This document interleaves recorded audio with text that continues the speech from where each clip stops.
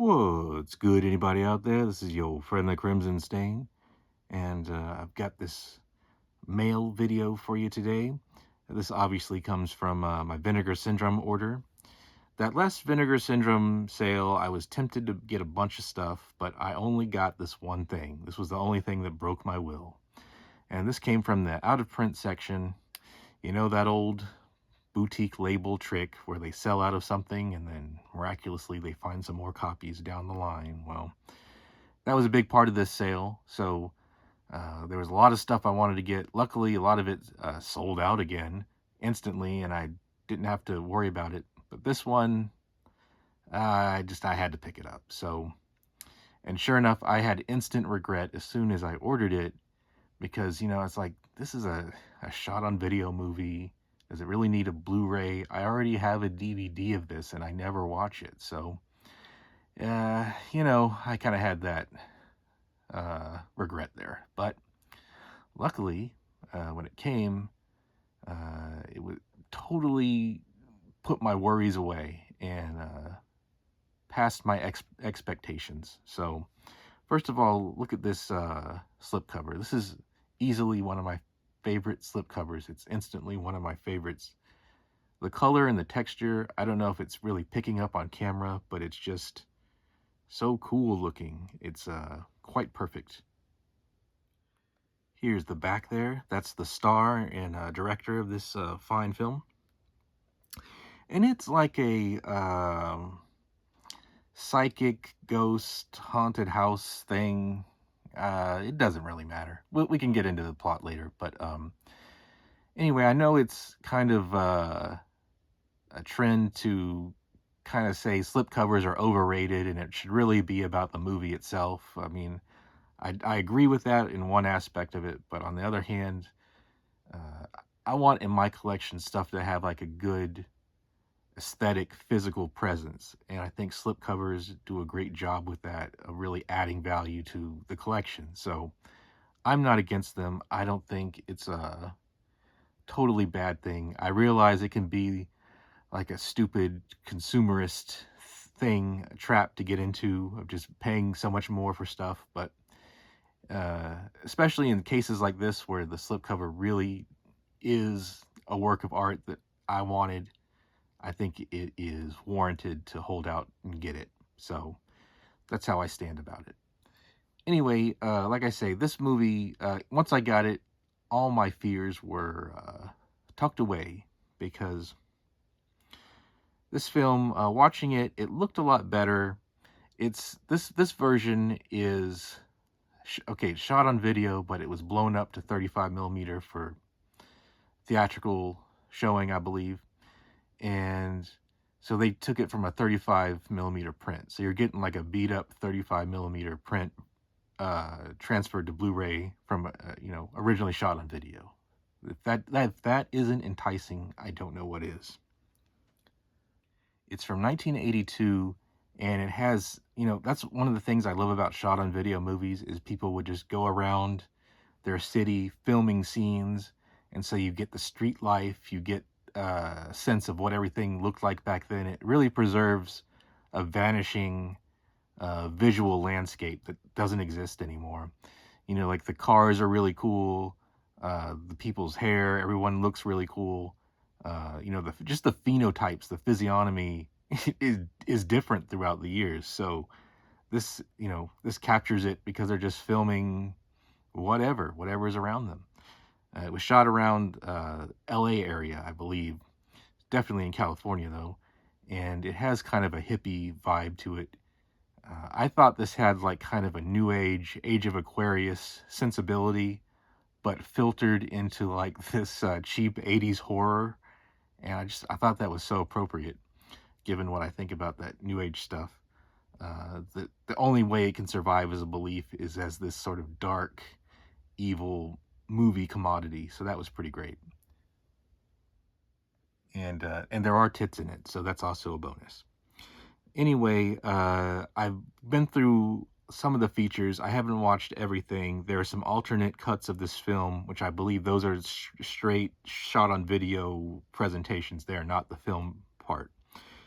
But it does also have some trailers and stuff, that standard stuff. You can see all that. There's a ton of alternate cuts to their commercials. They go on for like 15, 20 minutes or so. So that's cool. And there's also some commentaries, which I was really interested in because, like, just the mystery surrounding this film. It's an independent filmmaker. What are the circumstances that came to this movie being made? And so there's two commentaries. I listened to one. There's a shorter one where it's like 30 minutes worth of commentary about by this Joseph Zimba from I think he's both a part of AGFA and Bleeding Skull. And in the end, he did provide the information I was looking for, but I had some real critiques for this guy. I did not really dig this guy's personality too much.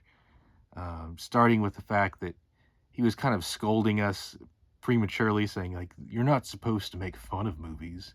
You're supposed to enjoy them because someone put their blood and their soul into this production.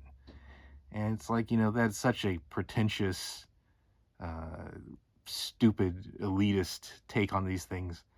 You know, the fact, if the fact is if people were just supposed to approach these things as pure works of art, then this industry would be dead. There would be no release and re-release of all these movies. A lot of these movies are meant to be, have some beer, have some laughs with your friends. It doesn't mean you disrespect these films or don't like them. That's just, like I say, such a pretentious approach to this. And the other thing was, then he went on to talk about how he had great video store memories. He went to the correct video stores when he was younger, and he can't believe that people would have fond memories of Blockbuster Video, because don't you know that's a soulless corporation? And it's like, okay, yeah, dude. Blockbuster was owned by Wayne Wazenga and Sumner Redstone at different points. So don't tell me about corporations. Like, people have, that's neither here nor there. People have fond memories of Blockbuster because it's where they used to go and they liked it. They didn't have a choice in the matter, and it's not up to them to go all weepy and again, totally pretentious about how they should have had the correct consumer choice in renting movies. And here's the alternate cover here. As you can see, it's a VHS cover reproduction. Looks really amazing. Like I was saying, like, as much as I hated that guy's commentary, he does make a fine Blu-ray. And that's the thing about these boutique Blu-ray movie owners, is they're all pretty much that level of like liberal, pretentious scum. And it's just like, get back in the kitchen and make my Blu-rays for me. I don't want to hear what you have to say. I think that's just going to be my official grave wax position on this from now on. So, we can all like these movies, but we don't have to listen to each other give our opinions on every aspect of it, I think, is the lesson there. What else? There's also some other cool stuff on this. There's another movie on here that this John Wintergate made later on in the 80s. It's supposedly I think they regard it as like a family film. It's definitely not a kid's movie. It has like a child abductor in like a beat up pickup truck roaming around. I didn't get into it and I didn't finish it, but it is definitely an interesting curiosity and an above level bonus feature there. But probably the most interesting single special feature on these discs is there's like this 25-minute video presentation, because these guys, it's basically the guy John Wintergate and his wife were musicians all throughout their career, and so they've got music videos, including some footage from Boardinghouse, because they play music in Boardinghouse as well, and some other shot on video videos, and also like some very interesting collage work and things. and it just goes over through their history of rock and roll, which I found really compelling. It's not. I'm not going to say this is the best music of all time, definitely not. But there were in a couple of bands, one that goes all the way back to like the very early '70s, maybe even to the early late '60s, and there it was. Like just I was picking up on these old hippie new age vibes. Sure enough, that's what they were doing. In fact, there's a segment in the music videos where they were playing in Vietnam in the USO shows, and they took a side trip to India to see that that fat guru guy that was like a bit of a toucher. But anyway, sure enough, they were into all that stuff. And I think they're also into like chemtrails and stuff like that too. So very interesting artists. I approve of their message completely. Yes, indeed. So this is Boarding House. I think, shot on video stuff, definitely not for everyone. But if you are into shot on video films, this is one definitely to put in your collection. Um, with or without the slipcover, I wanted to have it because I think it looks really cool, but it's just a worthy collection. If you want, like I say, if you're building a shot on video collection, this one needs to be there. So that's my recommendation. And that's about it.